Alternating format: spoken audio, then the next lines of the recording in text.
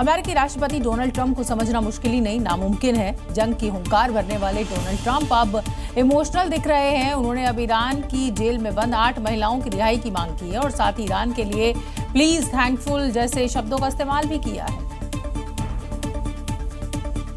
इतना ही नहीं, ट्रंप ने सोशल मीडिया पर इन महिलाओं की तस्वीरों वाला एक पोस्ट भी शेयर किया, जिसमें दावा किया गया है कि ईरान में इन महिलाओं को जल्द ही फांसी दी जा सकती है। ट्रंप ने अपने सोशल मीडिया पर लिखा कि ईरानी नेताओं से अपील करते हैं कि इन महिलाओं को कोई नुकसान न पहुंचाया जाए और अगर ऐसा होता है तो वो उसके लिए आभारी रहेंगे। कृपया उन्हें कोई नुकसान न पहुंचाए।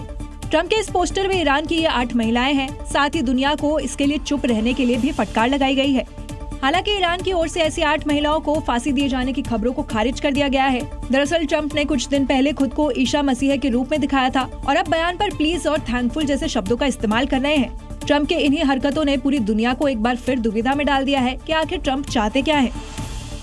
अमेरिका और ईरान के बीच तनाव एक बार फिर बढ़ता नजर आ रहा है। तेहरान की सड़कों पर ईरान ने अपने घातक हथियारों को उतारकर खुला शक्ति प्रदर्शन किया और इसे अमेरिका और इजराइल के लिए सीधी सीधी चेतावनी माना जा रहा है।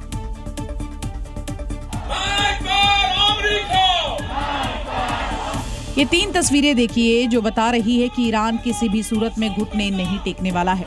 उल्टा अमेरिका और इजराइल को अपनी पुख्ता तैयारी की झलक दिखा रहा है। तेहरान की सड़कों पर ताकत का प्रदर्शन करने के लिए ईरान ने अपनी खतरनाक बैलिस्टिक मिसाइलें उतार दी हैं, जिसमें खुर्रमशहर 4 मिसाइल है जो अब तक युद्ध में भारी तबाही मचा चुकी है। डोनाल्ड ट्रंप ने भले ही चेतावनी दे दी हो कि ईरान के परमाणु कार्यक्रम में किसी भी कीमत पर इसे बर्दाश्त नहीं किया जाएगा, लेकिन ईरान का संदेश साफ हो गया है। अगर हमला हुआ तो जवाब भी कड़ा और तुरंत दिया जाएगा। कुल मिलाकर देखा जाए तो दोनों ही देशों के बीच सीज फायर के बावजूद तनाव कम होने का नाम नहीं ले रहा। ईरान के मिलिट्री कमांड का भी कहना है कि उसकी सेना के हाथ ट्रिगर पर है और अगर यूएस कोई कदम उठाता है तो वो पहले से भी ज्यादा कड़ा सबक सिखाएंगे।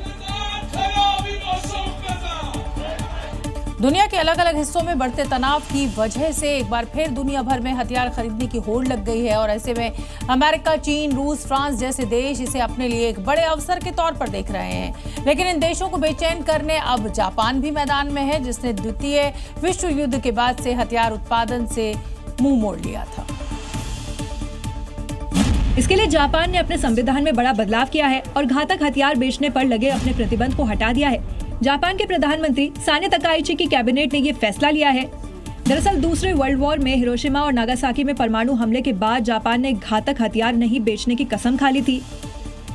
1976 में जापान ने घातक हथियार के निर्यात पर लगभग पूरी तरीके से रोक लगा दी थी। जापान ने सेल्फ डिफेंस फोर्स बनाई। 2014 में थोड़ी ढील दी गई, लेकिन सख्त सीमाएं बनी रही। लेकिन अब बदलाव करने के साथ ही उसने ऑस्ट्रेलिया के साथ $7 अरब की डिफेंस डील की है।